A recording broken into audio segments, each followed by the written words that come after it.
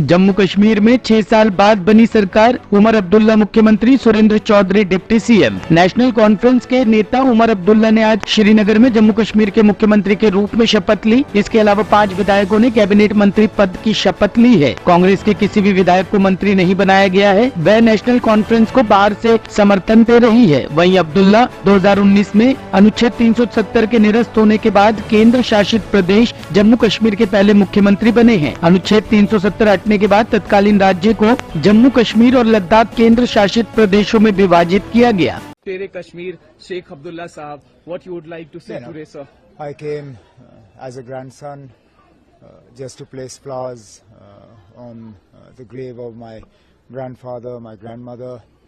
But more importantly, I came to Dargah Sharif Hazratbal just to offer a silent prayer, to ask Almighty Allah to give me the strength to live up to the expectations of people.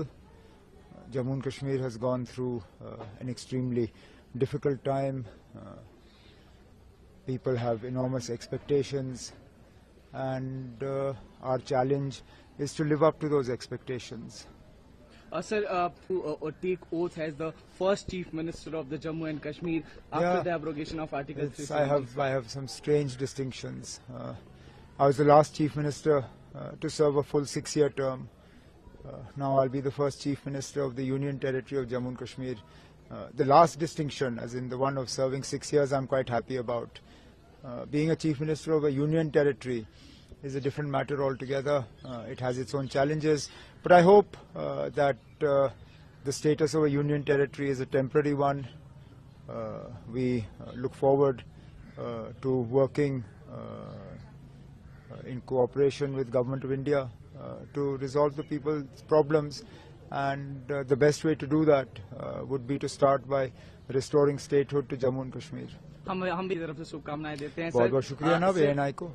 Sir, हम यही पूछना चाहेंगे कि आपकी क्या पहली feedbacks रहेगी लोगों के लिए, आपका क्या कमिटमेंट रहेगा जब आप मुख्यमंत्री के पद को शपथ ले रहे हैं? बहुत कुछ करना है। लोगों को एक हौसला देना है कि उनकी हुकूमत है, कि उनकी आवाज़ सुनी जाएगी। 5-6 साल हो गए लोगों को, उनको कोई सुनने के लिए तैयार नहीं था।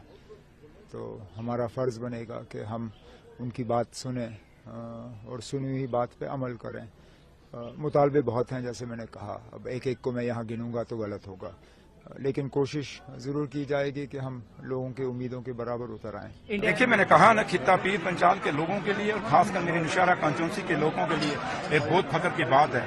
हमारा खित्ता पीर पंचाल, मैं अपने खित्ता पीर पंचाल के लोगों की तरफ से और नौशहरा कॉन्स्टिट्यूंसी की तरफ से मैं अपने लीडर डॉक्टर फारूक अब्दुल्ला साहब और उमर अब्दुल्ला साहब का मेरे पास लफ्ज़ नहीं कि मैं शुक्रिया कैसे अदा करूं, क्योंकि एक बहुत बड़ा ओहदा हमें दिया है। जिस खित्ता पीर पंचाल के अंदर एक मिनिस्ट्री लेने के लिए बड़ा मुश्किल हो जाता था, आज वहां डिप्टी चीफ मिनिस्टर दिया है। और जम्मू के लिए भी ये फख्र की बात है कि जो लोग बातें करते थे कि जम्मू का चीफ मिनिस्टर होना चाहिए, उमर साहब ने दिखा दिया भैया कि हम नेशनल कॉन्फ्रेंस को जमात है जिसने दोनों खित्तों को हमेशा, पहले तो तीसरा खित्ता भी हमारे साथ होता था, लद्दाख वो अलग हो गया, लेकिन ये दोनों खित्तों को हमेशा साथ लेके चली है। और आज भी उन्होंने साबित किया, जब ये फैसला मुझे डिप्टी चीफ मिनिस्टर बनाया, उन्होंने साबित किया कि भाई आज भी हमारे लिए जम्मू भी उतना अहम है जितना हमारे लिए कश्मीर है। तो इसलिए ये वो लीडरशिप है जिस लीडरशिप में बिना जात, बिना बरादरी, बिना मजहब, बिना फिरका पस्ती के उन्होंने हमेशा फैसले लिए हैं। लेकिन जो बात यहाँ चीफ मिनिस्टर की करते हैं, उनको कहिए भैया पहले जम्मू का गवर्नर तो लगा लीजिए, जम्मू का LG तो लगा लीजिए, फिर दूसरों को डिक्टेट दीजिए, फिर दूसरों को बातें सुनाइए। Thank you.